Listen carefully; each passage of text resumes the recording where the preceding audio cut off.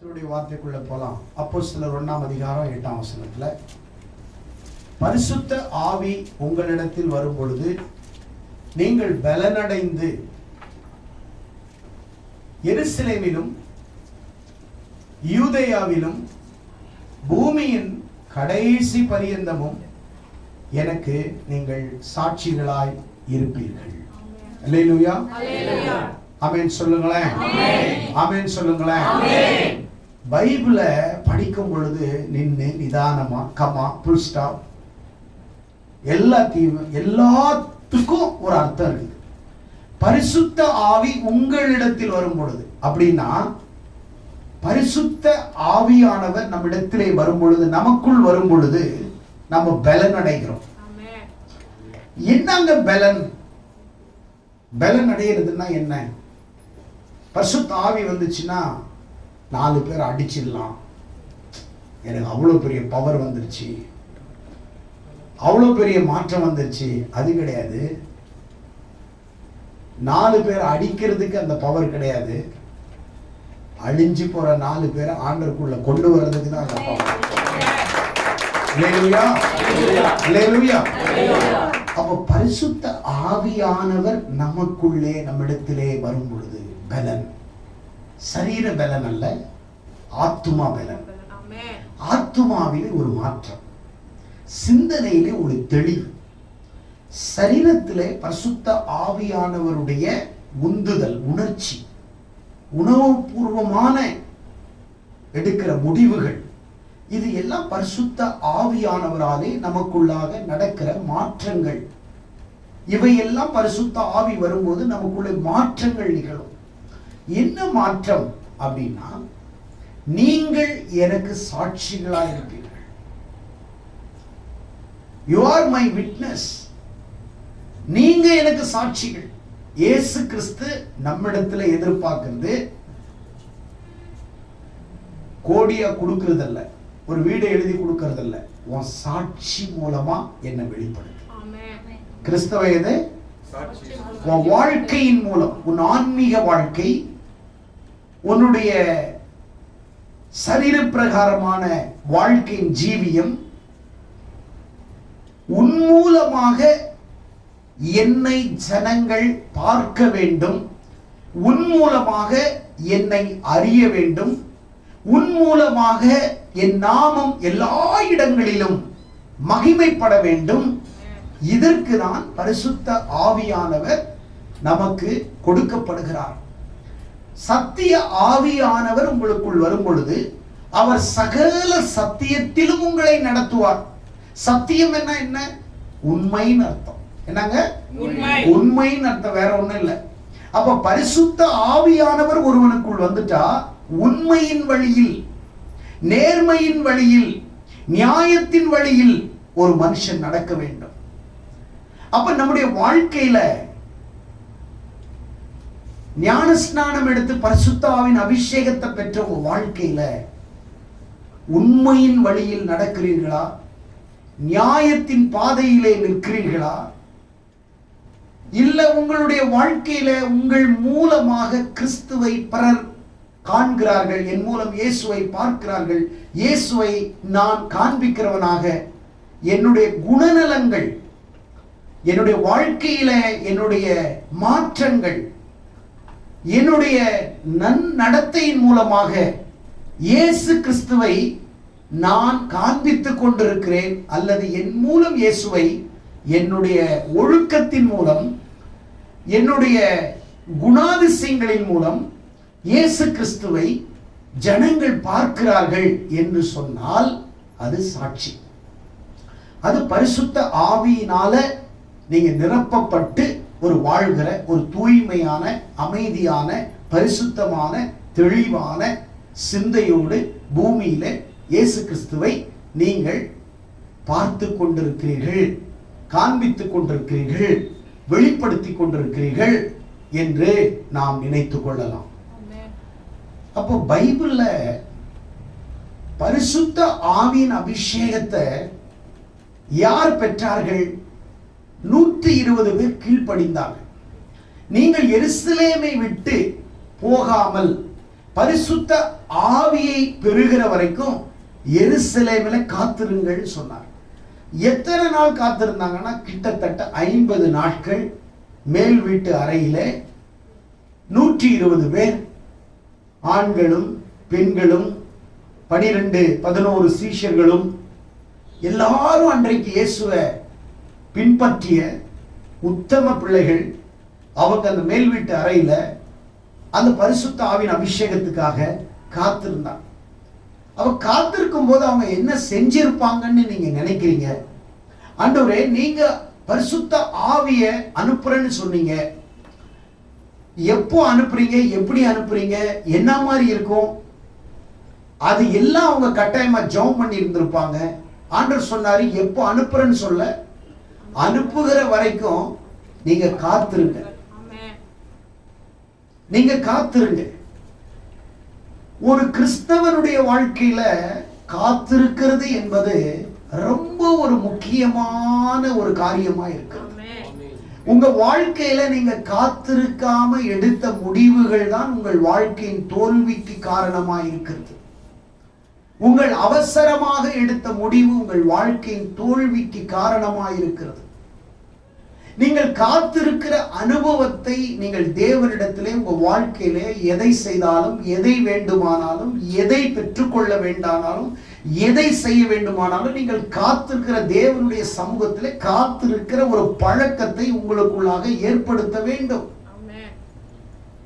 காத்திருக்கிற பழக்கம். காத்திருக்காததினாலே ராஜ்ய பாரத்தை இழந்துட்டான். காத்திருக்க முடியவில்லை. அநேகரால தேவ சமூகத்திலே காத்திருக்க முடியவில்லை.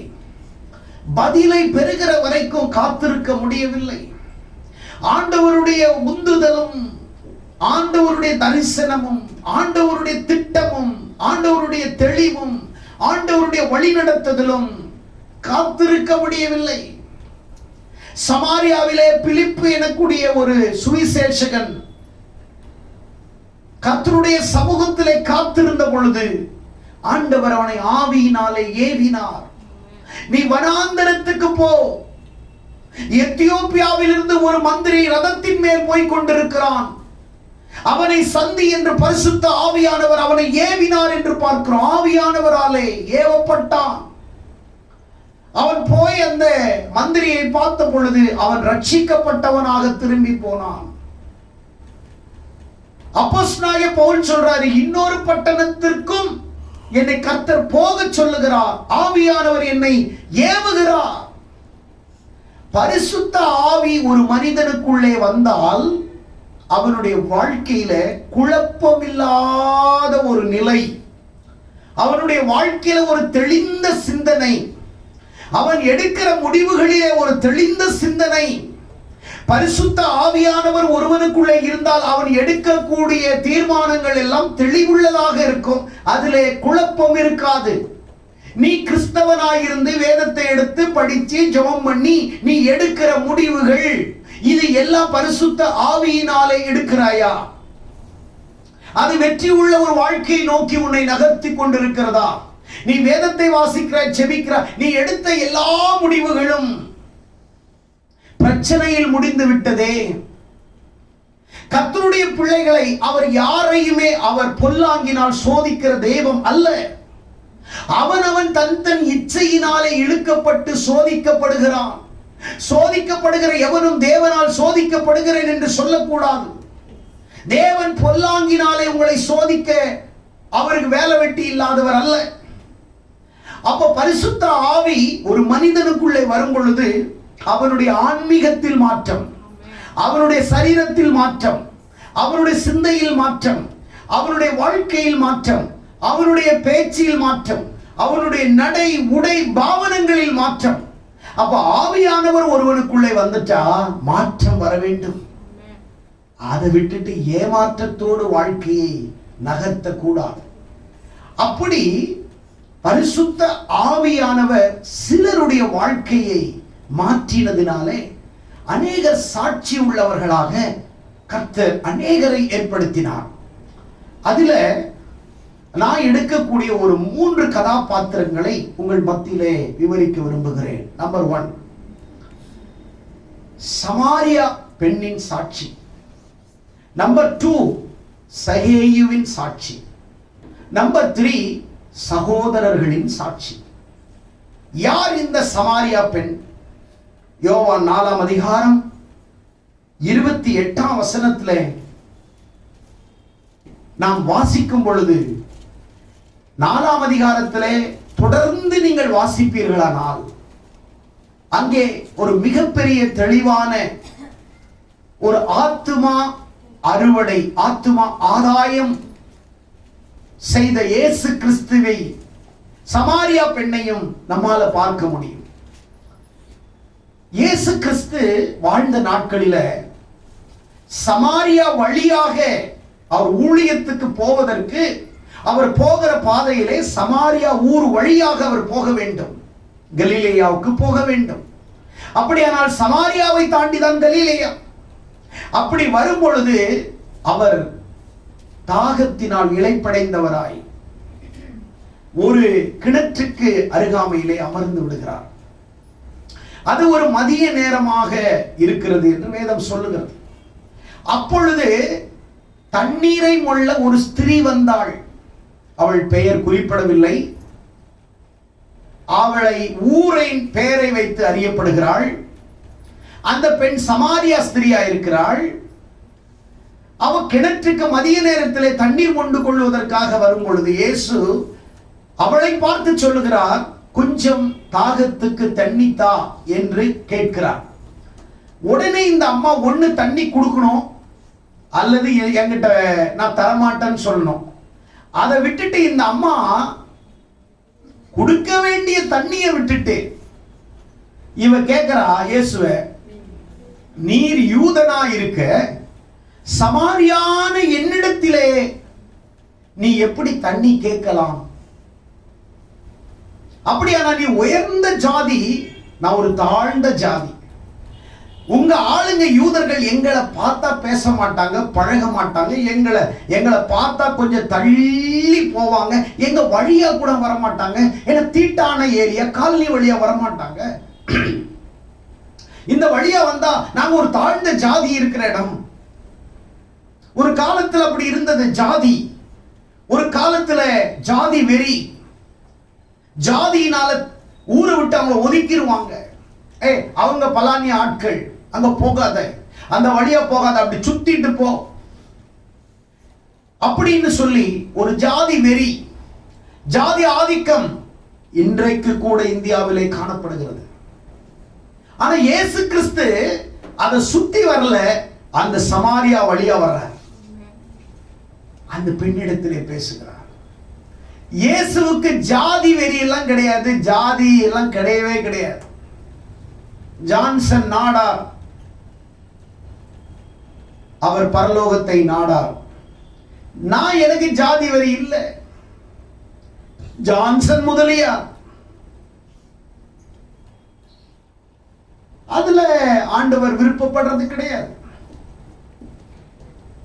நிறத்தின் பெயராலோ ஜாதியின் பெயராலோ ஆண்டவர் மகிமைப்பட விரும்பவும் மாட்டார், மகிமைப்படவும் வேண்டும். அவர் ஒரு நாளும் அதை அங்கீகரிக்கவும் மாட்டார். அப்படியே பேசிக்கிட்டு இருக்கும் பொழுது அந்த அம்மா கிட்ட ஏசப்பா சொல்றாரு, உன் கணவரை, உன் புருஷனை அழைத்து கொண்டு வா. இந்த அம்மா சொல்றாங்க, எனக்கு புருஷன் இல்லை.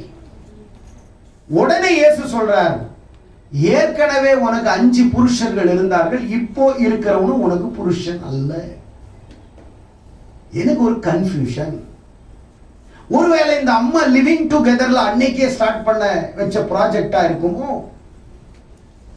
யாரோட அந்த அம்மா ஒரு புருஷனோட வாழலையே, ஒரு புருஷனும் அவளோட வாழலையே. வாழ்க்கையில விரக்தி, ஒவ்வொருத்தரும் நம்பி நம்பி நம்பி நம்பி நம்பி ஒவ்வொரு புருஷனும் அவனை விட்டு ஓடிட்டான், போயிட்டான். விட்டுட்டு ஓடிட்டான். ஒரு புருஷன் அல்ல, 5 புருஷன், இப்ப 6வது புருஷன். அவனும் எப்ப போவான்னு தெரியாது. வாழ்க்கையில விரக்தி, ஊர்ல கெட்ட பேரு, அவ பேரு, மனமுடைந்த சூழல், நம்பிக்கை இல்லாத ஒரு இருளிலே வாழ்கிற வாழ்க்கை. என்ன செய்வது? சமுதாயம் ஒதுக்கி வச்சிட்டாங்க. ஏன் மதியத்துக்கு போறான்னா, காலையில அங்க தண்ணி எள்ள போனா எல்லா பெண்களும் இருப்பாங்க, வந்துட்டா பாரு ஊரையே வச்சிருக்கிறா இவ அப்படின்னு சொல்லுவான். அவமானம். மக்களோடு கலந்து வாழக்கூடிய வாழ்க்கை முறை அவளுக்கு கிடைக்கவில்லை. சரி, மாலையில போய் தண்ணீர் எல்லாம், மாலையில ஒரு குரூப் வரும், அவனோட இவ வாழ்றா தெரியுமா உனக்குன்னு கேட்பாங்க, காது கேட்கிற மாதிரி. அவமானம். ஆகையால் அந்த அவமானம் தாங்க முடியாமல் தனித்து விடுபடுகிறாள், தனிமைப்படுத்தப்படுகிறாள். தனிமையான ஒரு வாழ்க்கை. மதிய நேரத்துல கிணத்துக்கிட்ட யாரும் இருக்க மாட்டாங்கன்னு மதிய நேரத்துல தண்ணி மொள்றதுக்காக வரும்போது இவளுடைய அங்கலாய்ப்பு, இவளுடைய தனிமை, இவளுடைய கஷ்டம், இவளுடைய கண்ணீர் பாடுகள், கடந்து வந்த எல்லாமே மனுஷனுக்கு தெரியாது, இவளுக்கு தெரியும். இவளுக்கு என்னென்ன இருக்குமோ அதை இயேசுவுக்கு தெரியும். அவ எந்த சூழ்நிலை கடந்து போகிற அவருக்கு தெரியும். அதனாலதான் உன் கண்ணீரையும் உன் அவமானத்தையும் உன் தனிமையையும் போக்குவதற்காக பிதாவினாலே இயேசு கிறிஸ்து அவளை சந்திப்பதற்காக இயேசு அந்த கிணற்றுக்கு வந்து அவள் தாகத்தை தீர்க்க இயேசு இங்கே வந்தார். அவள் தாகத்தை தீர்க்க வந்தாள், அவள் அவமானத்தை போக்க வந்தாள், அவள் தனிமையை போக்க வந்தாள், அவளுடைய சமாதானத்தை கொடுக்க வந்தாள், அவளுக்கு ஒரு மகிழ்ச்சியை கொடுக்க இயேசு வந்தார். அங்க வந்து சொல்றார், அவ உடனே ஆச்சரியப்படுறா. ஐயோ, என் வாழ்க்கையில் இதுவரைக்கும் யாருக்கும் தெரியாததெல்லாம் சொல்றாரே. உடனே அவ இயேசு கிறிஸ்துவை சொந்த ரட்சகராக விசுவாசித்து, இயேசுவின் உபதேசத்தை கேட்டு விசுவாசித்து என்ன தெரியுமா செய்யறா? 3 காரியம் செய்யறா. நம்பர் 1, ஊருக்குள் விரைந்தாள். ஊருக்குள்ள ஓடுறா, குடத்தை அங்கே தண்ணிய மொள்ள அப்படியே விட்டுட்டா. அவருக்கு ஆத்துமாதாகம். இப்ப இவளுக்கு தாகத்தை மறந்துட்டா. அவர் தாகத்தை மறந்துட்டு இவளுடைய தாகத்தை அவர் தணிச்சிட்டாரு. அவளுடைய தாகத்தை விட்டுட்டு இப்ப இயேசுவினுடைய ஆத்துமா தாகத்தை இவ எடுத்துக்கிட்டான்.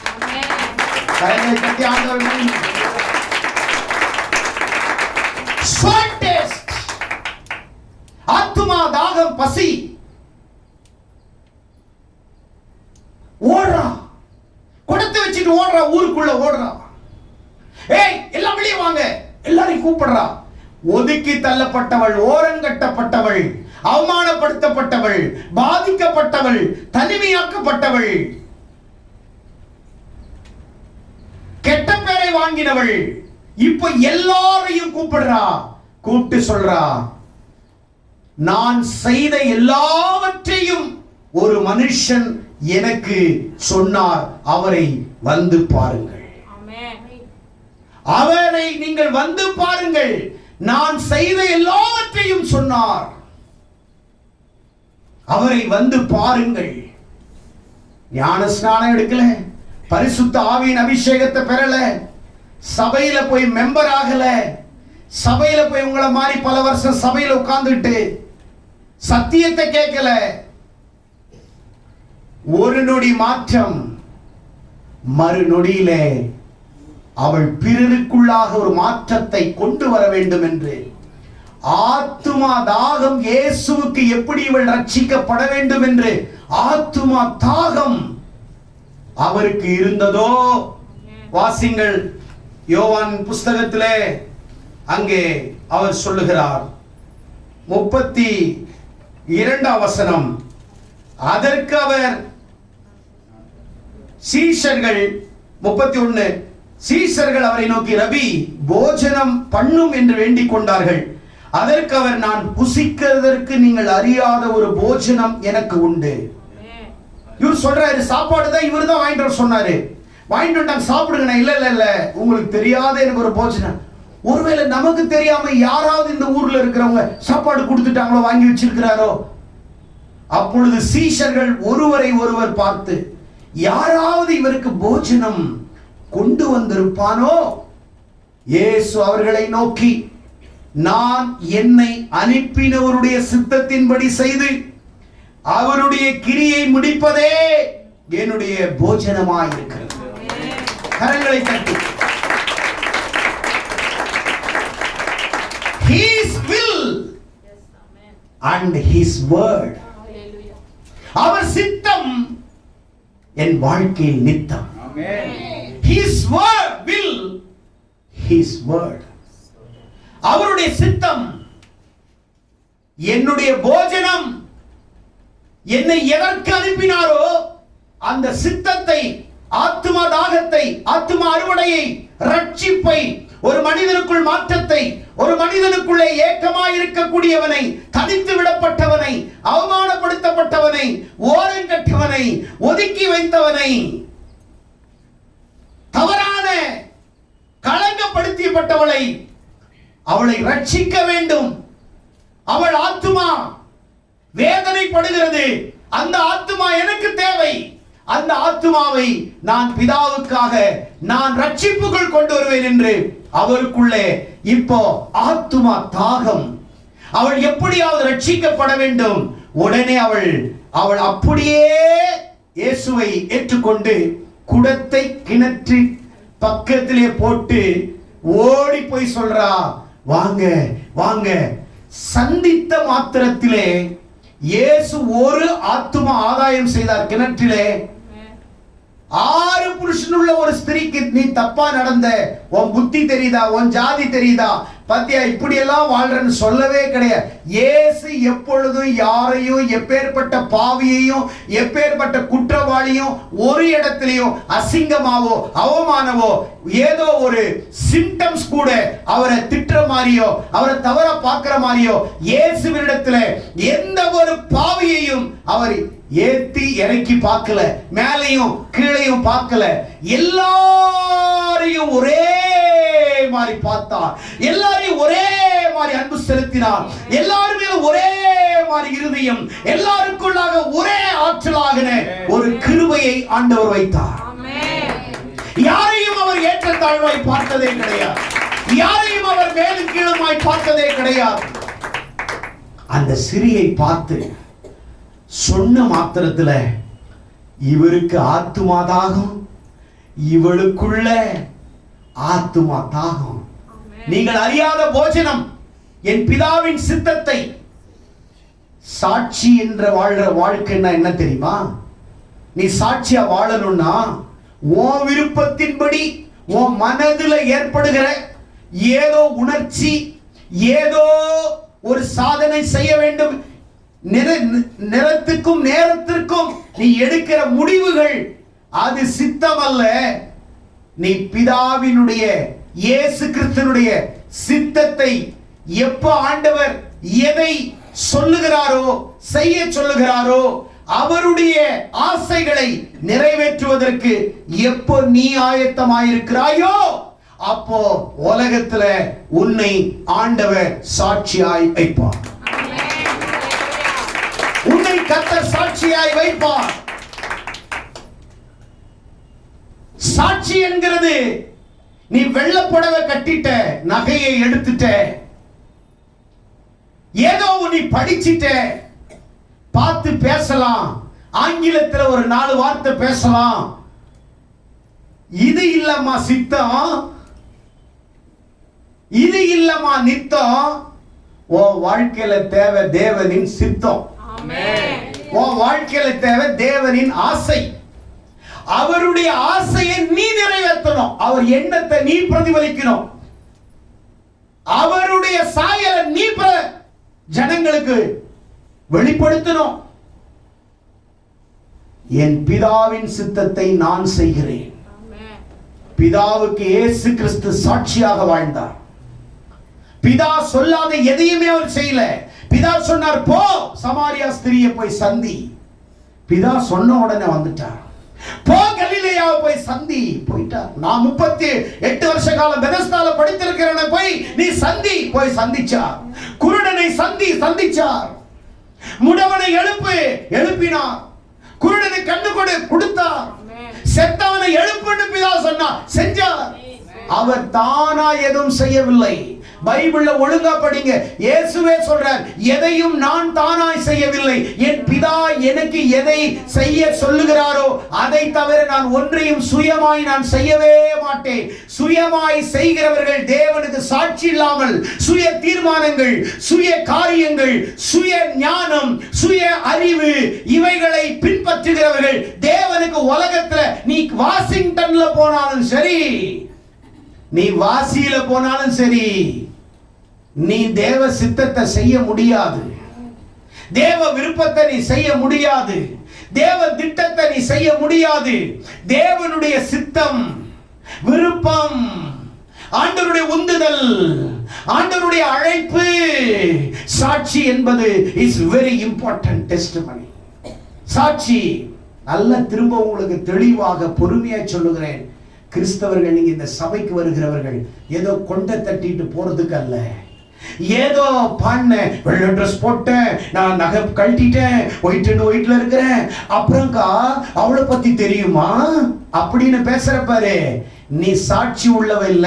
நல்ல சாட்சியா இருக்கிறவருடைய வாழ்க்கையை கெடுக்கிறதுக்காக வேஷம் போட்ட. நீனு ஏஞ்சல் இல்ல, நீ அஞ்சல கூட கிடையாது, நீ சாத்தான். நீ சாத்தான். அவனுடைய ஆவியில நீ ஏவப்படுற. சாட்சி என்பது என்ன? சாட்சி என்பது என்ன? நீ சமுதாயத்துல 4 பேருக்கு முன்னாடி நின்னு சாதிச்சு, சமுதாயமும் கிறிஸ்தவமும் சமூக மக்களும் உன்னை பார்த்து வாழ்ந்தா இவள மாதிரி ரூத்த பெத்லெஹேமில் இருக்கிற எல்லாரும் அந்நிய ஸ்திரியான ரூத்த வாழ்த்தினார்கள். அந்நிய ஸ்திரீ நம்முடைய தேசத்திலே வந்து நம்முடைய தேசத்தார் யூதர்கள் அவளை வாழ்த்தினார்கள். ஆகையால் இயேசு அவருடைய சந்ததியிலே பிறந்தார். ராகாப் எரிகோவிலே வேசி, ராகாப்பினுடைய மாமியாரு ராகாப் சல்மான், அவளுக்கு பிறந்ததுதான் யாரு? போவாஸ். போவாசுடைய மனைவி தான் யாரு? ரூத்து. ரூத்துக்கு பிறந்த பிள்ளைதான் ஓபேத்து. ஓபேத்துக்கு பிறந்ததுதான் ஈசாய். ஈசாய்க்கு பிறந்ததுதான் தாவீது. தாவீதுக்கு பிறந்ததுதான் சாலமோனு. யோசிச்சு பார்க்கணும். நீங்க வேதத்தை யோசிச்சு பார்க்கணும். எப்படி இருக்கணும்? நீங்க எப்படி வாழணும்? எப்படி இருக்கணும்? சாட்சி. பரிசுத்த ஆவியை பெற்றுக்கிட்டனா குதிக்கிறது சாட்சி இல்ல. இன்னொருத்த மேல போய் இடிக்கிறது சாட்சி இல்ல.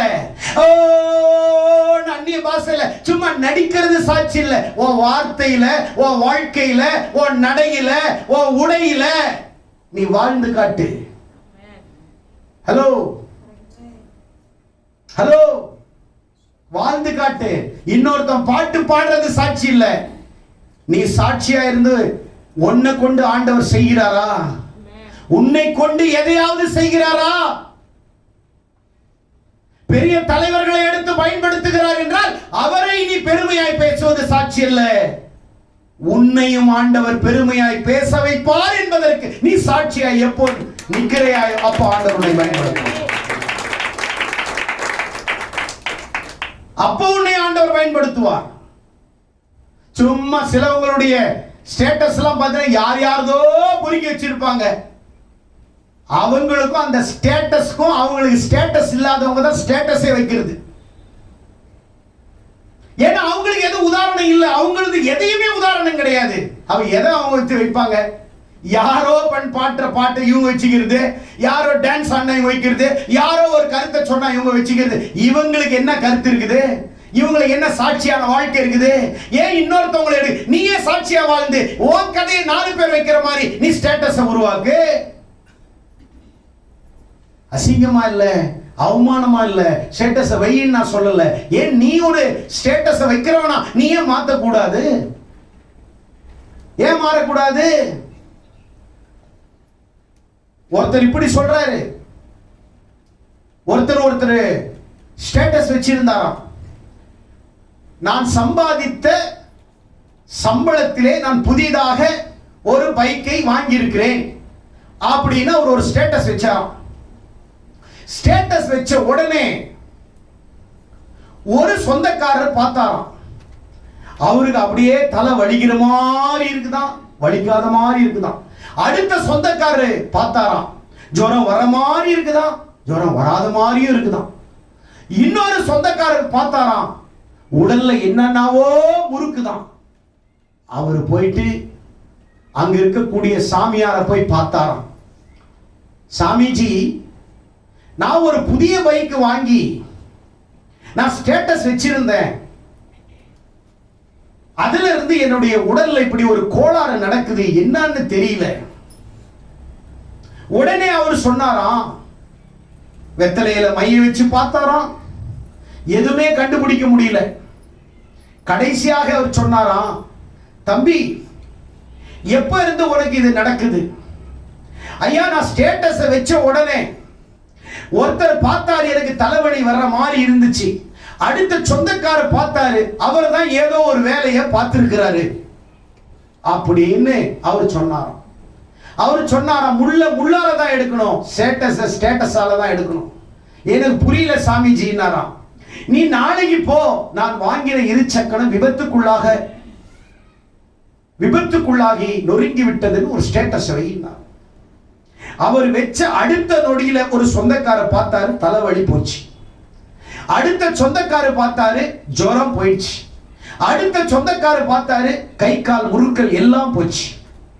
அப்படின்னா எவ்வளவு ஒரு எரிச்சல், எவ்வளவு ஒரு பொறாமை. இன்னொருத்த வாங்குற வண்டி, இன்னொருத்த கிறிஸ்தவனுக்கு இந்த அவலமான கேவலமான கீழ்த்தரமான புத்தி. அவன் ஒரு கார் வாங்கிடக்கூடாது, அவனை பார்த்து பொறாமை. அவன் ஒரு நல்ல ஒரு புத்தகம் எழுதிடக்கூடாது, அவனை பார்த்து ஒரு பொறாமை. இல்ல மற்றவங்க ஆண்டவருக்காக வாழணும் அப்படின்ட்டு வாழ்ந்த சாட்சியா இருந்தா அதை பார்த்து ஒரு பொறாமை. அப்ப யாரை பார்த்தாலும் ஒரு பொறாமை, ஒரு எரிச்சல், ஒரு கோபம் கிறிஸ்தவங்களுக்குள்ள இது இருக்குது. அப்ப நீ என்ன போய் பரிசுத்த ஆவியை வாங்கிட்ட? நீ என்ன சபைக்கு போய் உனக்குள்ள மாற்றம் வந்துருச்சு? உனக்குள்ள என்ன மாற்றம் வந்துருச்சு?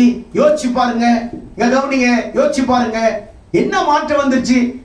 உலகத்தானுக்கும் உனக்கும் என்ன சாட்சி? அவனும் உன்னோட உலகத்தான் பெட்டர். இந்து சகோதரர்கள் உன்னை பார்க்கில் 100 மடங்கு பெஸ்ட் நான் சொல்லுவேன்.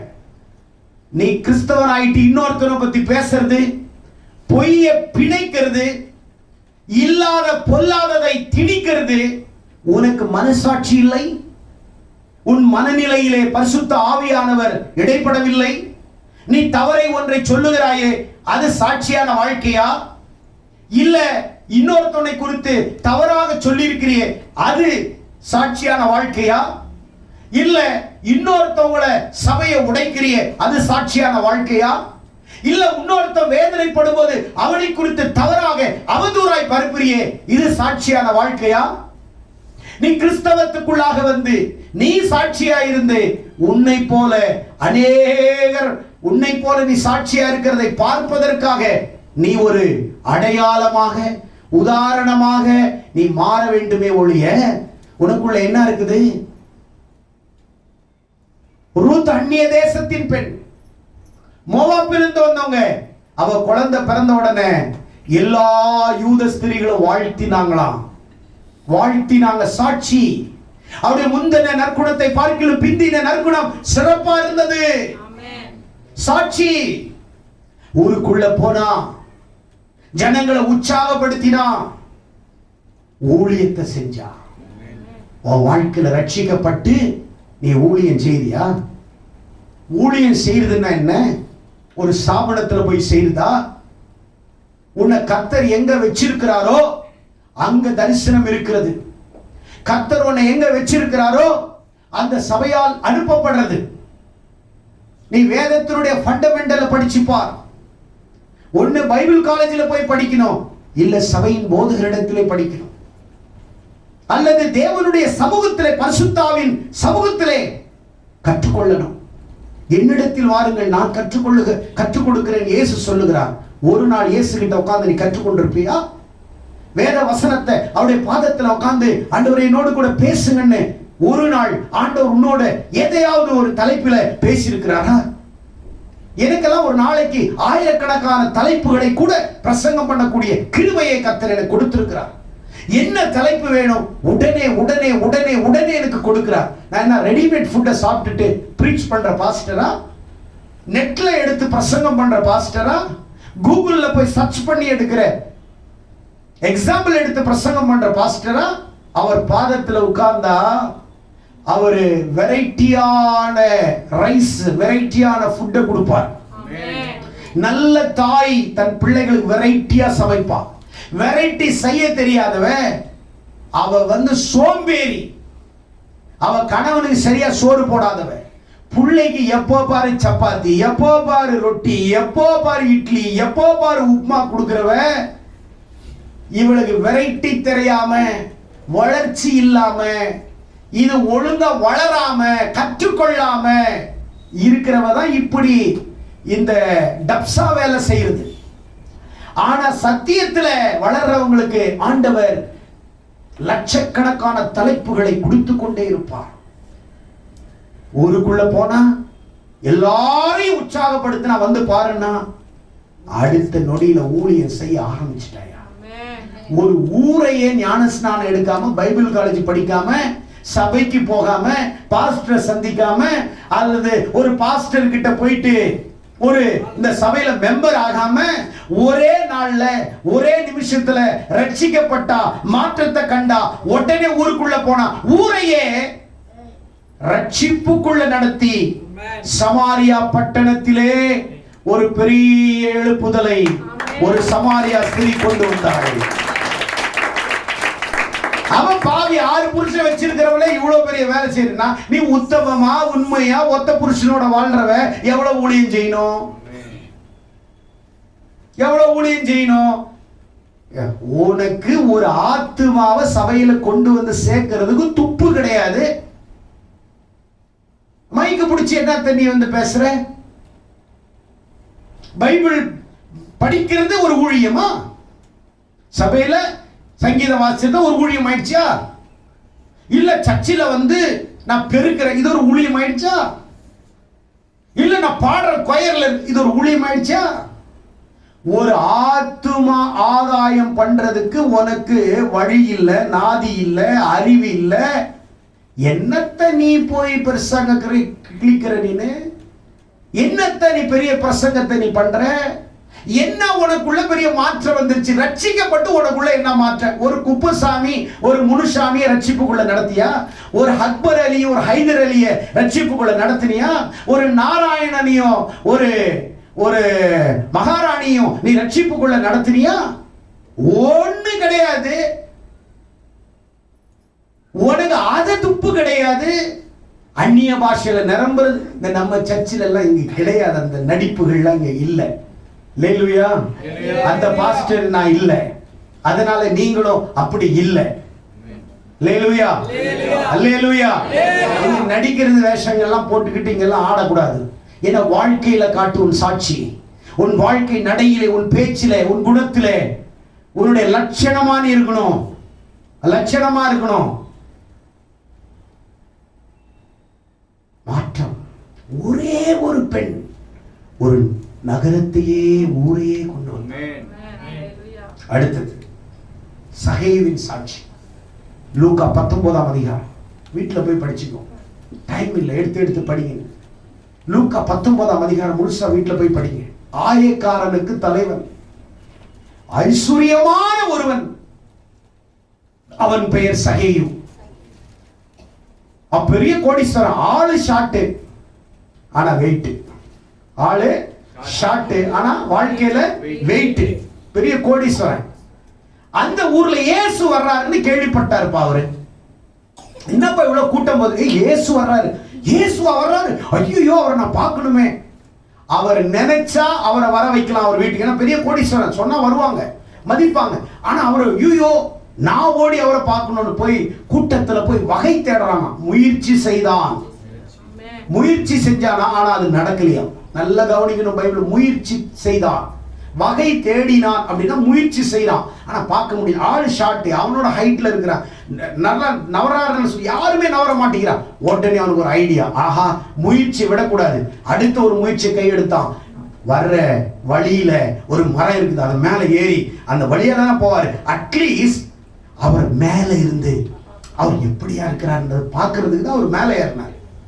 ஆனா அவரை பார்த்தே ஆகணும் அப்படின்ற வகை தேடுறது, அந்த உற்சாகம், அந்த ஆசை, அந்த வாஞ்சை, அந்த தாகம். எப்பா ஆண்டவர் எங்க இறங்குவார்னு நினைக்கிறீங்க? ஆங்கிலத்தில் இறங்க மாட்டாரு. நீ ரொம்ப அப்படியே சும்மா பக்காவா நீ இசை வாசிக்கிறதுல இறங்க மாட்டாரு. உன் மனம் கரெக்டா இருந்தா, உனக்கு பாட தெரியலன்னாலும் கழுத மாதிரி கூப்பிட்டாலும் அங்க வந்து நின்றுடுவார். அவர் பார்க்கறது உள்ளத்தை தான் பார்க்கிறார். மனுஷ முகத்தை பார்க்கிறான், அவர் உள்ளத்தை பார்க்கிறார். உன் உள்ளம் தெளிவாயிடுச்சுன்னு வச்சுக்கோயேன், அவரே வந்து வசிப்பாராம். நீ கூப்பிட தேவையில்லை. எங்க வருவாரா? அவரே வசிப்பார். நல்ல கவனிங்க. சகை இப்ப என்ன செய்யறான்? மரத்துல. இப்ப இயேசு அந்த இடத்துல வர்றார், அங்க வந்து நிக்கிறார். சீஷர்கள் சொல்றாங்க, நம்முடைய ஷெட்யூல் படி நம்முடைய ப்ரோக்ராம் லிஸ்ட்ல இங்க ஸ்டேஜ் இல்லையே. பேதுரு சொல்லியிருப்பான், ஏசப்பா இங்க ஒன்றும் ஸ்டேஜ் நம்ம போடலையே, நிக்கிறீங்க. நீங்க ஸ்டேஜ் போடல, எனக்கு ஒருத்தர் ஸ்டேஜ் போட்டான். ஃபர்ஸ்ட் மேல உட்காந்துருக்காங்க. அண்ணாந்து பார்த்தார், டேய் நாமெல்லாம் கீழே நிக்கிறோம், இவனோட மேல இருந்து ஸ்டேஜ் போடுறான், இவரை மேல பாக்குறாரு. யாரா அதுக்குள்ள இவர் சொல்றாரு, சகேயோ இறங்கி வா. அங்க 5 புருஷன் 6 புருஷன் இருக்கிறதும் அவருக்கு தெரியும். இங்க அவர் பேரையும் அவருக்கு தெரியும். ஆமென். உன் பேர்லாம் தெரியாதுன்னு நினைச்சுக்காத. ஆதார் கார்டெல்லாம் அவருக்கு தேவையில்லை, பேன் கார்டெல்லாம் தேவையில்லை, ஓட்டர் ஐடி எல்லாம் தேவையில்லை. ஏன்னா நீ பிறக்கிறதுக்கு முன்னாடியே, ஏன் நீ பிறக்க உங்க தாயின் கருவில உருவாத முன்னாடியே அவரை உன்னை படைக்கணும். அவர் சிந்தனையில உன்னை வச்சுட்டார், உன் பேரையும் வச்சுட்டார், உன்னை உருவாக்கிட்டார். உனக்கு அது தெரியல. தோன்றப்பட்டவன் எவனும் தோன்றுவதற்கு முன்னாடி அவன் பெயரிடப்பட்டிருக்கிறான். பிரசங்கின் புஸ்தகத்தில் இருக்கு. சீக்கிரம் இறங்கி வா. இவர் வந்து வகை தேடினார். இவர் சொல்றாரு இறங்கி வாப்பான்னு சொல்லலாம். சீக்கிரம் இறங்கி வா, நான் உன் வீட்டுல தங்கணும், டைமே இல்லை எனக்கு. ஐயோ உன் கூட எப்போ இறங்குவோம், எப்போ உன் வீட்டுக்கு வரணும். அவருக்கு வாஞ்ச வந்துருச்சு. என்ன வந்துருச்சு? அவருக்கு ஆசை, அவருக்கு ஆசை. அவர் போன இடம் எல்லாரையும் பாருங்க, ரட்சிக்குள்ளாக நடத்தினார். இயேசு சந்திச்ச அத்தனை பேர் சுகமடைஞ்சாங்க. இயேசு சந்திச்ச அத்தனை பேர் விடுதலை அடைஞ்சாங்க. இயேசுவை சந்திச்ச அத்தனை பேர் ரட்சிக்கப்பட்டாங்க. வாழ்க்கை மாற்றம், குடும்ப மாற்றம். நீ சந்திச்சவெல்லாம் நாசமா போயிட்டான். நீ யார போய் சந்திச்சோ அவங்க எல்லாம் நாசமா போயிட்டாங்க. ஏன்னா கெடுத்துட்டியே. நீ நல்லா இருக்கிறவங்கள பாவி போய் கெடுத்துட்டியே. எதுவே ஒண்ணு சொல்லி சொல்லாதத கெடுத்துட்டியே. அழகா ட்விஸ்ட் பண்ணுவாங்க பாத்தீங்களா லேடிஸ்ங்க? என்ன மாதிரி அந்த யூனிவர்சிட்டியில போய் படிங்க, என்ன மாதிரி பிரிப்பாங்க தெரியுமா 2 பேரை? நான் ஒன்று சொல்றேன்டி, நீ தப்பா நினைச்சுக்காத. எனக்கு என்ன தோணுச்சு, நான் உன்னை ரொம்ப நேசிக்கிறேன், ரொம்பலாம் பேச விரும்புறேன் நான் கலையை பத்தி, நீ பார்த்து நடந்துக்கோ, அவ்வளவுதான். அதுல என்ன அர்த்தம் இருக்குது? நீ தப்பே சொல்லியிருந்தா கூட அவன் பேசியிருப்பா. நீ சொன்ன பாரு, ஒண்ணும் இல்லாம ஒண்ணும் இல்லைன்னு சொல்லி பேசின பாரு, அதுதான் பிரச்சனையே. ஒண்ணுமே இல்லாதது பிரச்சனையா எப்படியா மாறும்? அவன் சொன்ன ரகசியத்தை சொல்லலையே. சொல்லி இருந்தா அப்பவே மறந்திருப்பாங்க. என்னவா இருக்கும்? சகையை கிட்ட ஆண்டவர் சொல்றார், சீக்கிரம் இறங்கி வா, உன் வீட்டுல நான் தங்கணும். வந்த உடனே அவன் வாழ்க்கையில 3 காரியம் நடந்துச்சு. 1 சந்தித்தான். சொல்லுங்க. இன்னொன்னு சிந்தித்தான். 3வது சிந்தனையிலே மாற்றத்தை கொண்டு வந்தான்.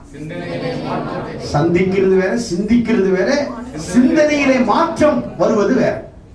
அவர் என்ன பண்ற? இறங்குன இயேசுவை சந்திச்ச வேகத்திலே அவன் வாழ்க்கை மாறிடுச்சு. சந்திச்ச உடனே வாழ்க்கை மாறுதுங்க. நீ இத்தனை வருஷமா சபையில உட்கார்ந்துக்கிட்டு சேர தான் உடைச்சிட்டு போற, சேர தான் தேய்க்கிற, ஒரு பிரயோஜனம் கிடையாது. உன் வாழ்க்கையில நீ சந்திச்ச உடனே சகை என்ன தெரியுமா சொல்றான்? ஆண்டவரே, நான் யாராவது இடத்தில் அநியாயமாய் வாங்கியிருந்தால் நாகத்தனை வைத்திருக்கிறேன். பைபிள் ஒழுங்கா படிங்க. இந்த பிஹெச்டி, இந்த டாக்டரேட் இதெல்லாம் வேண்டாம். பைபிள் ஒழுங்கா படிங்க. இதுதான் பிஹெச்டி, இதுதான் டாக்டரேட். இதை படிச்சேன்னு வச்சுக்கோ, டாக்டரேட், பிஹெச்டி, எம்பிஎஸ், எம்பிபி படிக்கிறவங்க உன் பக்கத்துல தான் வந்து உன் முன்னாடி தான் நிக்கணும். அவன் முன்னாடி நீ நிக்க மாட்டான், அவங்களெல்லாம் உன் முன்னாடி நிக்க வைப்பான். ஹல்லேலூயா. ஏதாவது டாக்டருக்கு முன்னாடி போய் உட்கார்ந்து முட்டி போட்டுருக்கீங்களா? டாக்டர் பாஸ்டர் கிட்ட வந்து முட்டி போடுவார். படிப்பு கம்மி தான். ஆமென். எம்எல்ஏ கிட்ட போய் நீ முட்டி போடுவியா பேய் துரத்துன்னு? எம்எல்ஏ பிடிச்ச பேய்க்கு நாங்க துரத்துறது எங்க முன்னாடி முட்டி போடுவார். ஹல்லேலூயா. எல்லாமே உல்டாவா இருக்கும். கல்வியில இல்லங்க சாதனை, கடவுளுக்குள்ள இருந்தாங்க தாங்க இருக்குது சாதனை. இல்லன்னா உனக்கு இருக்குதுங்க வேதனை. ஹல்லேலூயா. அவ சொல்றா, சந்தித்த உடனே வாழ்க்கையில் மாற்றம். immediately he transformation. immediately உடனே மாற்றம். உனக்கு 40 நாள் பாஸ்டர் சொன்னா கூட உன் காது கொஞ்சம் மந்தமா இருக்குது. 1 வருஷம் உனக்கு பிரசங்கம் பண்ணா கூட பார்க்கலாம், ஒரு டைம் வச்சிருக்கிறேன், ஒரு காரியம் நினைச்சிருக்கிறேன், செத்துட்டேன்னா அதுக்கு முன்னாடி அது நிறைவேறணுமா? இயேசுவை நீ நம்புயா, உன் பிரச்சனை எல்லாம் மாறும். நீ நினைச்சது நடக்கும். இல்ல நடக்கலைன்னாலும் உனக்கு நல்லதுக்காக அவர் நடத்தாம விட்டார். கையை தட்டுங்களேன். அப்படி நீ எடுத்துக்கோங்க. ஒருத்தன் உன்னை விட்டு ஒருத்தன் போயிட்டானா நீ கவலையே படாத நண்பா. ஆனந்த மகிழ்ச்சியில நீங்க என்ன செய்யணும்? ஆனந்த மகிழ்ச்சியில துள்ளி குதிக்கணும். ஆனந்த மகிழ்ச்சியில தேவனை ஆராதிக்கணும். ஒருத்தன் போயிட்டான்னா, என்னை விட்டு போயிட்டானே, என்னை விட்டு போயிட்டாளே, உடனே டாஸ்மார்க்கு போயிடாத. டாஸ்மார்க்ல போய் குடிச்சு என்னை விட்டு போயிட்டாப்பா அப்படிலாம் நினைக்காத. உன்னை விட்டு போயிட்டதுனாலேயே ஒரு செலிப்ரேட் பண்ணு. ஆமென். கரங்களை தட்டி ஆண்டவரே.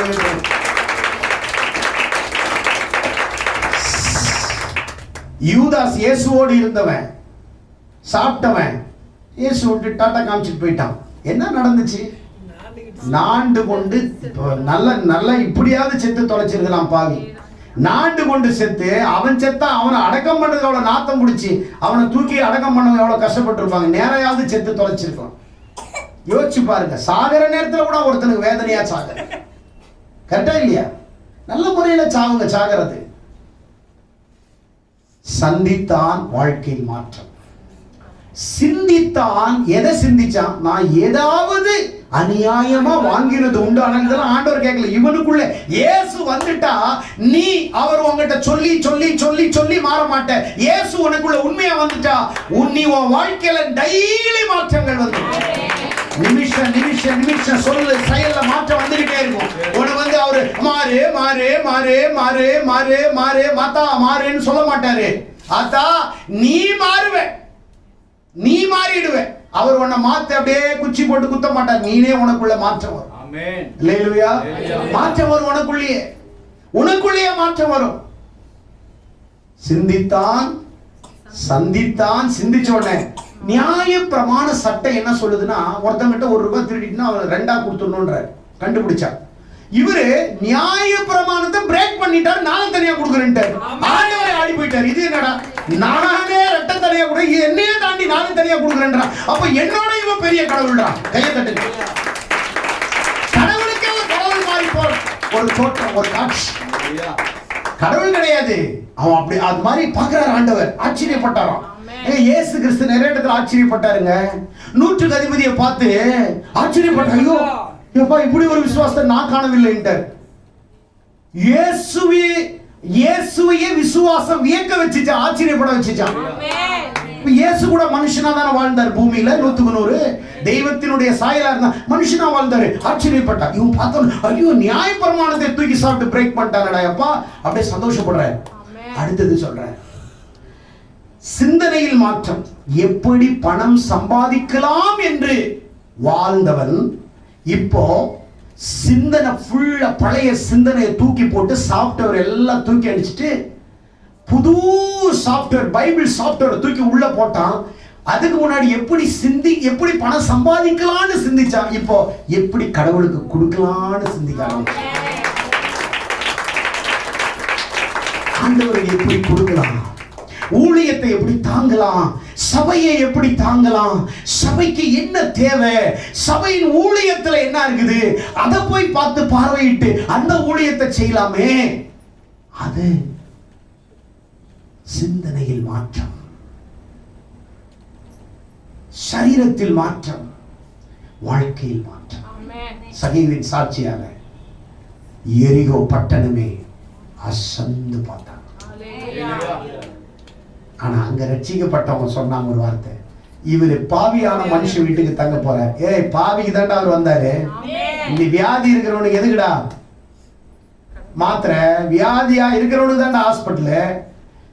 பாவியை என்ன மாதிரி ஜான்சன் பாவியை நேசிக்க தான் அவர் வந்தாரு, எனக்கு தான் வந்தாரு. உனக்கு வரலப்பா, நீ நீதிமானு, நீ பரிசுத்தவானு. சிலவங்க எல்லாம் அப்படியே பெரிய பந்தாவா பேசுவான். Praise the Lord sister, praise the Lord, எப்படி இருக்கீங்க சிஸ்டர், பிரைஸ் தி லார்ட், நல்லா இருக்கீங்களோ, அப்படியே அது ராகம். மற்ற நேரத்துல பாரு நாய் மாதிரி பேசுவாங்க. ஆனா யாராவது பார்த்தா அப்படியே பேசுறது என்னன்னா பிரைஸ் தி லார்ட். அந்த இடத்துல என்ன, ஒளியின் தூதன் வேலை செய்யுது. சாஃப்ட்வேர் மாறிடுச்சு. அங்க ஒளியின் தூதன் வேலை செய்யுது. ஒன்ன மாதிரி எப்பவுமே இரு. ஜான்சனுடைய இது அப்படிதான் கேரக்டர். எனக்கெல்லாம் மாற்ற தெரியாது. பெக்மான்ஸ் மாதிரி ஆடி பாடுறது இதெல்லாம் எனக்கு வராது. நானா தான் பாடுவேன். நான் நானாகவே வந்து நிற்கின்றேன். நாம நானா தான் வந்து நிக்கணும். இல்லையா? நாம யாரா மாதிரி வந்து நிக்க கூடாது. அவர் சொல்றாரு மாற்றம். எங்க கர்த்தர் ஒரு மனுஷனுக்குள்ள வந்தா எண்ணி கொடுக்க மாட்டான், கிள்ளி கொடுக்க மாட்டான், அள்ளி விதைப்பான். விதைப்பான். தசம்பாகத்தை அப்படியே பார்த்து, ஐயோ இந்த மாசம் சம்பளம் வாங்கிட்டு 10,000க்கு 1000 ரூபாய் அப்படி போட மாட்டான். ஏஜய் எவ்வளவு வருத போடு, ஆண்டவருக்கு பார்த்துக்கலாம் விடு, அதெல்லாம் பார்த்துக்கலாம், கர்த்தரை மோடு. அந்த கெத்து உனக்கு வரணும். ஃபெய்த் என்ற கெத்து உனக்கு தூக்கணும். கணக்கு போட்டு கொடுக்கிறது தசம்பாகம் இல்ல, கணக்கு இல்லாம கொடுக்கிறது தசம். அதே மாதிரி ஒவ்வொரு ஞாயிற்றுக்கிழமை அந்த 20 ரூபாய் அல்லது அந்த டிராக்டர் போற ஒரு வண்டி அல்லது ஒரு சிங்கம் இருக்கிற ஒரு காசு அல்லது தலையில முடி இல்லாத ஒரு தாத்தா, அந்த காசு உனக்கு பிடிக்காத நோட்டெல்லாம் உள்ள போடுற. 500 ரூபாய் நோட்டை போட மாட்டேங்கிற, 2000 ரூபாய் நோட்டை போட மாட்டேங்க. காரணம் என்ன? உனக்கு வந்து பண ஆசை. ஹல்லேலூயா, ஹல்லேலூயா.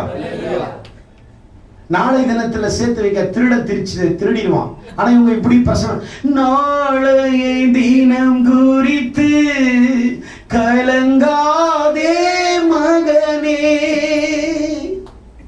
இதுவரை நடத்தியவர் இனியும் நடத்தி செல்வார். ஹல்லேலூயா. நேத்து தான் போய் பேங்க்ல போய் டெபாசிட் வந்திருப்போம். 1 லட்சம் ரூபாய் வட்டி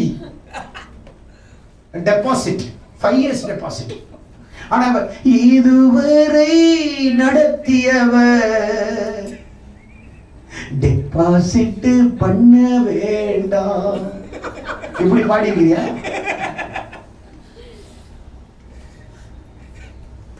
யாரோ பாடுறாங்கன்னா அவங்க வாழ்றாங்க. பெர்ஃபெக்ட்ஸை வாழ்ந்து காட்டுறாருங்க. விசுவாசத்துல ஊழியம் கட்டினாருங்க, விசுவாசத்துல வாழ்றாருங்க, அவர் பாடுறாருங்க. உனக்கு அந்த பாட்டுக்கு என்னங்க மேட்ச் ஆகுது? எப்படிங்க மேட்ச் ஆகும்? யாரோ பாடின பாட்டு உனக்கு எப்படிங்க மேட்ச் ஆகும்? சரி போய் தொலைட்டோம், அட்லீஸ்ட் பாடின பிறகாவது மேட்ச் ஆக்கிக்கலாம் இல்ல? பாடுற நேரத்துல மேட்ச் ஆகும். அதுக்கப்புறம் எனக்கு அதுக்கும் மேட்சுக்கும் சம்பந்தமே கிடையாது. சிலவங்க எல்லாம் பாருங்க, பச்சை கலர் இதுக்கு கருப்பு கவுன் போட்டிருப்பாங்க, கருப்பு கலர் சுடிதாருக்கு ஊதா கலர்ல போட்டிருப்பாங்க, ஊதா கலர் ட்ரெஸ்ஸுக்கு மஞ்சள் கலர்ல போட்டு. எப்படிதான் இவங்க ட்ரெஸ் பண்றாங்கன்னே தெரியல. சிலவங்க எல்லாம் பார்த்தா இவங்களை நான் ஜெபிப்பேன், ஆண்டவரே இவங்களை எல்லாம் அந்த அந்த அந்த ரோட்ல இருக்கிற காளமாடு ஏன் குத்த மாட்டேங்குது? அந்த ரோட்ல இருக்கிற அந்த அல்சர் டாக் ஏன் வந்து கடிக்க மாட்டேங்குது? எப்படி ஒவ்வொரு நாளும் தப்பிச்சு உயிரோட வர்றாங்க? ஆனா நீட்டா ட்ரெஸ் பண்ணிட்டு போறவன தான் காளமாடு பின்னை குத்தி சம்பவ இடத்துல இருந்தான். நீட்டா ட்ரெஸ் பண்ணிருக்கும். ஆனா இவனுக்கு சம்பந்தமே இருக்காது. கூலிங் கிளாஸ் கண்ணாடி அப்படி போட்டுக்கிட்டு அப்படியே அவங்களோட ட்ரெஸ் கோட் எல்லாம் அப்படியே பயங்கர பச்சை மஞ்சள் அப்படி டிஃபரெண்டா ட்ரெஸ் பண்ணுவாங்க. அவங்கள பார்த்தா காளமாடு ஓடும். ஆனா நீட்டா டை கட்டிட்டு இருக்கவங்க தான் பின்னாடி வந்து கரெக்டா பேக்ல குத்தும். அது கரெக்டா பாயிண்ட்ல அக்கு பஞ்சர் மாதிரி குத்தும். யோசிச்சு பார்ப்பேன், என்ன ஆண்டவரே உலகத்துல இப்படி ஒரு சிஸ்டம். யோசிச்சு பார்த்தீங்களா? எல்லாவற்றிலும் மாற்றங்கள் வேணும், எல்லாவற்றிலும் மாற்றம், சகைவுக்குள்ளே மாற்றம். மூணாவது சொல்லி முடிக்கிறேன், சகோதரர்களின் சாட்சி. அது பெண்ணின் சாட்சி, இது தனிப்பட்ட சாட்சி. ஒரு குரூப்பா கூட ஊழியம் செய்யறவங்க சாட்சியா இருக்க முடியுமா? 100% இருக்க முடியும். அதையும் தானியேல் 4ஆம் அதிகாரம் 37 படிக்க வேண்டாம், அப்படி சொல்லிட்டு போயிடுறேன். பாபிலோன் ராஜா நேபுகாத்நேச்சர் ஒரு சிலைய பண்ற, அது எப்படி கோல்டுலயும் அதுலயும் இதுலயும் பண்ணி பெரிய சிலை நிறுத்திட்டார், தண்டூரா அடிச்சிட்டார். நாளைக்கு இந்த சிலையில எல்லாரும் விழுந்து பணியணும். ராஜால இருந்து எல்லா மந்திரி கிந்திரி எல்லாம், இந்த 3 பேர் மட்டும் நாங்கெல்லாம் வரமாட்டோம், அங்கெல்லாம் நாங்க வந்து பணிய மாட்டோம்ட்டாங்க. உடனே ராஜா கிட்ட போறாங்க, ராஜா ராஜா நீ நிறுத்தின பொற்சிலையை பணிந்து கொள்ள மாட்டேன் என்று சொல்லு. யாரா அவன் சொன்ன? நீங்க ஆள் வச்சிருக்கிறீங்களா, ஒரு பதவி எல்லாம் கொடுத்த அந்த 3 பேர் சாத்ராக் மேஷாக் ஆபேத்நேகோ, அவர்களை அழைத்து வாருங்கள். ராஜா கேட்கிறார், இதோ கிண்ணறம் நாகசுரம் எல்லாம் இப்ப வாசிப்பாங்க, நீ விழணும். இல்ல ராஜாவே, இதுக்கு நாங்க உங்களுக்கு பதில் சொல்லணும்னு எங்களுக்கு அவசியம் கிடையாது. அங்க பாரு, எரிகிற அக்னி சூளையில உங்களை போட்டுருவோம், பிரச்சனை இல்லை, செத்தாலும் பரவாயில்ல, சாகுறோம், ஆனா நாங்க யார்கிட்ட விட மாட்டோம். சாட்சி பாருங்க, நீங்க இங்க ஒரு சாட்சி, வீட்டுக்கு அங்க போட உடனே, பொங்கல்ல போன உடனே, பொங்கல் லீவு தீபாவளி லீவுங்கும் போது உங்க சாட்சி அங்க வேற மாதிரி போகும் பாருங்க. ஃபர்ஸ்ட் வாழையில உங்க கை தான் போகும். நக்கி பாக்குறது, உப்பு இருக்குதான் பாக்குறேன், நக்கிறதே நீங்களா தான் இருப்பீங்க. ஆனா இங்க நான் வந்து ஞானஸ்நானம் எடுத்துட்டேன், நான் சாப்பிடக்கூடாது. ஆனா அங்க போனோட அதுக்கு தான் ஃபர்ஸ்ட் இலையோட வாயில வச்சுக்கணும். வாழை இலைய கூட வாயில வச்சு கடிச்சு மென்னு தின்னுடும். சாட்சி இல்லை. வெளியில யார் பார்க்கிற? எங்க போனாலும் ஒரு சாட்சியை நீ பிரகடனப்படுத்தணும். நீ கிறிஸ்தவள், நீ ஆண்டவருடைய பிள்ளை என்பதை பிரகடன ஆளுக்கு ஏற்ற மாதிரி மாறிடக்கூடாது. இங்க வந்த உடனே ஐயோ சினிமா பார்க்கறதில்ல, அங்க போன உடனே அந்த ஃப்ரெண்டோடு சேர்ந்துட்டு அவங்க இங்கெல்லாம் பாஸ்டர் இப்படிதான் சுத்துவாரு, நம்ம அவங்க மால்லையும் பாஸ்டர் உட்காந்துருப்பாரு, உங்களுக்கு தெரியாது. அங்கதான் நான் என் மீட்டிங் அதிகம் இருக்கும். நீங்க சாதா சினிமா தியேட்டர்ல கூட மாட்டி வந்துடலாம். நீங்க எங்க ஹை கிளாஸ்ன்னு போறீங்களோ அங்கதான் நான் உட்காந்து பேசிட்டு இருப்பேன் யாராச்சும் கிட்ட. நான் யாரையாவது அங்க வாங்க, அங்க உட்காந்து சாப்பிடலான்னு சொல்லுவேன். நீ அங்கதான் கரெக்டா மாட்டுவேன். ஒருவேளை என்கிட்டயே வந்து எந்த படம் நல்லா இருக்கும் சார் அப்படின்னு கேட்டாலும் கேட்டேன். ஒரு முறை எக்ஸ்பிரஸ் அவனியூல உட்காந்துட்டு நானும் என் ஃப்ரெண்டும் உட்காந்துட்டு சாப்பிட்டுட்டு இருக்கிறோம். அப்போ அவர் ஃபேமிலியில இருந்து இதுல இருந்து வந்தாரு, இது மகாராஷ்டிரால இருந்து ஃபேமிலியோட. என்கிட்டயே நம்ம சர்ச்சில் இருக்கிறவங்க, அவங்க இப்போ வரதில்லை, அவன் பின்னாடி வந்துட்டு சார் அப்படின்னாங்க. சொல்லுங்க மேடம் அப்படின்னு. சரி எந்த படம் நல்லா இருக்கும்? திருமணம். தண்ணி குடிக்கிற சிஸ்டர் அப்படின்னு. என் கூட என்னத்துக்கு உங்களை பார்த்து பயப்படுறாங்க? அவங்களுக்கு விக்கில் வந்துருச்சு, தண்ணி குடிங்க. நான் சொன்னேன், என்ன மாதிரி யாரு எந்த நடிகர் படம் கேட்குறீங்க? என்ன சரிங்க பாஸ்டர், நான் போயிட்டு வரேன் பாஸ்டர் அப்படின்ட்டாங்க. ஏம்மா எங்க வீட்டுக்கு போறியா படத்துக்கு போறியா? வீட்டுக்கு போறேன். இல்லைம்மா நீ இப்படி இந்த கேட்டில் போய் அடுத்த கேட்டுக்கு போனால் கீழே ஒரு சினிமா தேட்டி அதை பார்த்துட்டு அப்படி போயிடு, அங்கெல்லாம் நான் வரமாட்டேன் பார்க்க மாட்டேன் போங்கன்னு. வாழ்க்கை ஆளுக்கு ஏற்ற மாதிரி சாட்சி ரொம்ப முக்கியங்க. சாட்சி ரொம்ப முக்கியம், ரொம்ப கஷ்டம். இவங்க சொல்றாங்க நிறுத்தின சிலையை வணங்க வாழ முடியாதுன்ட்டாங்க. எங்கள் தேவனை உயர்த்தி வணங்காதவங்களுக்கு ஆக்கினி சூளையில வீசுங்கள். கொண்டு போய் போட்டாங்க பாரு, மொத்த பேர் க்ளோஸ், அவங்க செத்துட்டாங்க. போட்டவங்க உலாவிட்டு இருக்கிறாங்க. கொஞ்ச நேரத்துல வந்து ராஜா அங்க பாருங்க நாம எத்தனை பேரை போட்டோம், அவங்க வேகாம சுத்திட்டு இருக்கு. அதெல்லாம் அது ஒரு பெரிய அற்புதம். அது கூட ஒரு யாரோ ஆளு சேர்க்கிறார், யாரும் தெரியாம போட்டீங்க. ஒரு ராஜா கீச்ச விழுந்துட்டாரா? தேடி தேடி ராஜா அங்கதான் இருக்கிறாரு. 4:37 படிங்க, முடிகிறேன். தானியேல் 4ஆம் அதிகாரம் 37ஆம் வசனம். பைபிள் மூடிட்டு சந்தோஷமா இருக்காங்க. ஆகையால் நேபுகாத்நேச்சாராகிய நான், நேபுகாத்நேச்சர் ராஜா சொல்றாரு, பரலோகத்தின் ராஜாவை புகழ்ந்து. இங்க பாருங்க, இப்போ சொல்றாரு ஃபர்ஸ்ட் இவரு பரலோகத்தின் ராஜா. நம்முடைய ஆண்டவருக்கு என்ன கூப்பிடுறாரு? ராஜா. ஏன்னா இவர் ராஜா இல்ல. இப்ப சொல்லிட்டாரு நான் கூஜா, நீங்க தான் ராஜான்ட்டார். ஐயோ, உங்க முன்னாடி நான் ராஜா இல்ல, நான் கூஜா, நீ தான் ராஜான்றார். ஃபர்ஸ்ட் பாருங்க, ராஜாவை உயர்த்தி புகழ்ந்து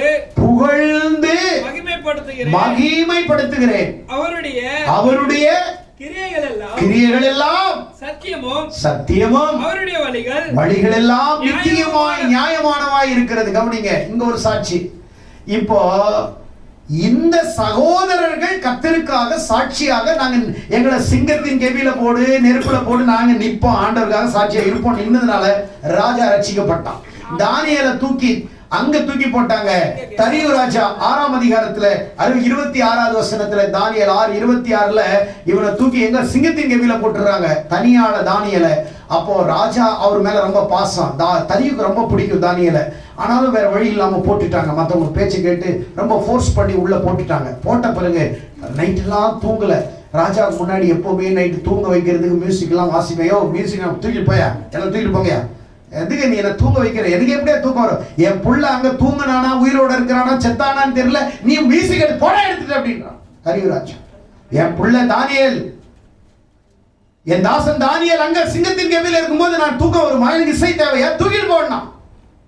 அதிகாலையில தரியு ராஜா நேரா போறான். ஜீவனுள்ள தேவனுடைய தாசனாகிய தானியேலே அப்படி கூப்பிடுறாரு கெபில இருந்து, ராஜாவே நீர் வாழ்க, சிங்கத்தின் வாயிலிருந்து என்னை கர்த்தர் காப்பாற்றினார், அது என்னை சேதப்படுத்தாதபடி கர்த்தர் அதின் வாயை கட்டினார்.